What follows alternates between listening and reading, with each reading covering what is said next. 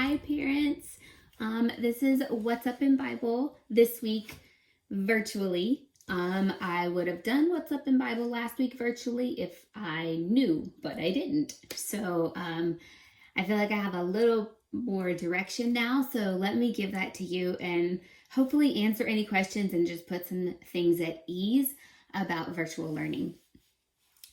So this is 7.3. We are in a 5-week unit. So we have this week and then we have 2 more units. So 7.3, 7.4, 7.5. 7.1 was the one we were physically at school. 7.2 was the week where we were transitioning into and launched virtual school. Last week was spring break, and now we have 7.3, 7.4, 7.5, and then unit 8, and then summer. Okay, so classes are meeting either Monday, Wednesday, Friday, or Tuesday, Thursday. My class, Bible, is a Tuesday, Thursday class. So what that means is every Tuesday and Thursday before 8 a.m., I will upload what is expected for that day. It'll have the date, so they clearly know what date to click on. It will have objectives. I tell my own kids, they don't have to worry about that too much. That's really for me. That's what I want them to learn in that class period. What they're looking for right under objectives will be daily tasks. Those are the things that they are expected to do and turn in if it says to turn something in. Under daily tasks, we'll have homework, and that for me will list like upcoming assessments. Okay, so on last Thursday, the one before spring break, was the first one I did. And if you have any questions about just how my class is working or what those daily tasks mean, I put detailed instructions on my page. I tend to over explain, but hopefully it means that everyone understands. So let me tell you the 3 components I'm including in my Tuesday and Thursday plans. The first one is called Jesus Time, and that's going to take the place of our memory verse quizzes at school.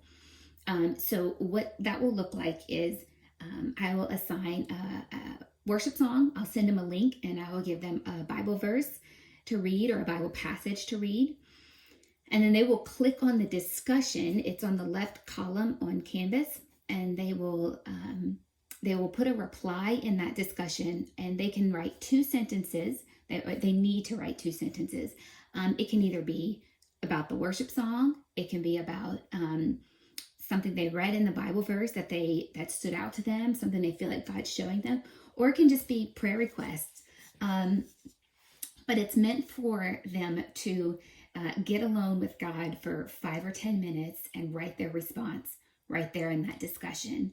The other part of Jesus Time is that they need to respond to someone else's, and that really just helps keep us connected as a community.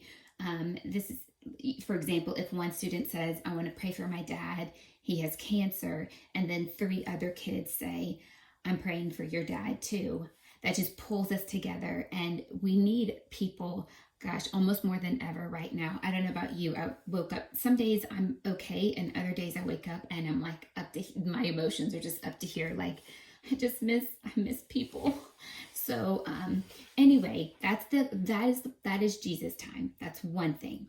The second thing under daily tasks is journaling, and that's taking the place of our regular journals. So what happens there is they'll click on journal. They'll click on that assignment, and it will give them all the directions, and it's also in a discussion. And normally in class, I give just 1 journal question, and they journal about it in their notebooks. Here, because on the discussion, the entire grade level can see your response, I gave them 4 or 5 journal questions to choose from. So if there was anything, sensitive or anything they didn't want to talk about, they could pick another question. So I gave them 4 or 5 questions to choose from, and then they need to choose 1 question and answer in the discussion thread. 6th graders need to have at least 3 sentences, and 7th graders need to have at least 4 sentences. They do not need to reply to someone else's. They're more than welcome to, though. The last component is I am uploading a YouTube video of my lesson for that week or for a couple of days. I'm trying to keep them not too long, but you might know I can talk a lot. And so sometimes I get carried away or excited about what I'm teaching and I go longer than I mean to. So, but hopefully I'm keeping them engaged. So, so 3 components for me: Jesus time, journal, and the video. Now, they don't have to turn in anything to me for the video. This is the way the video works. The video is very similar to what it would look like if I were teaching in class. The difference would be that would probably be broken up over 2 or 3 days, and I would be writing physical notes on the board that they would copy down. And then, as you know, right before the test, I would post a full set of notes for anybody who missed anything. I am not going to provide the notes now that we're doing virtual learning because they have the videos. My personal opinion is the 11 to 13-year-olds are a little young to just take notes straight from a lecture, which is why I've never required that as long as I've been teaching middle school. However, you know, and I know that that is coming in their life really soon. You know, in high school, teachers are going to lecture and you just have to copy down the notes. If not 9th grade, by the end for sure. And so what a great opportunity for them to have the videos and take notes on their own. So I would love if you would give them the opportunity to grow in that area. Maybe help guide them with note taking and say, did you hear how she said the 3 parts of this are, and say, oh, maybe you should write down this and put the 3 parts, you know, because you can hear in my voice when I'm stressing that something's important. Help them to take their own notes. You know your own learners, you know their needs. But if you watch the video and you just type out notes for them and hand it to them, you know that's not enabling them to grow. So I would love to see them grow in this area that we don't get to practice much at this grade level. So they can watch the video as much as they want, and I'm sure that's going to vary like tremendously. There may be some kids who watch it and take notes. I can already picture it. Take notes without lines, and they pretty much have every word that I've said on paper. And then there's going to be other kids who are more auditory learners, and they're going to just listen to the video maybe 2, 3, 4, 5 times before the quiz and not take a lot of notes. Maybe they will retain it better just by listening and watching, and that's totally fine. They do not have to show me anything as far as notes. When it comes time for the quiz, and I'll explain that more in a minute, they will be able to use any notes that they've taken on the video on the quiz. The only ones that will be posted on Canvas for them are 7.1. That week we were in physical school and not virtual school. But for 7.2 and on, the notes will be up to them. So please encourage and help them with those notes. I would love to see them grow in that area. It excites me. Let me think of what else. Okay. Check in with your learners. There are still probably 25 to 30% that I have not heard from yet. And that's okay. Nothing is late at this point.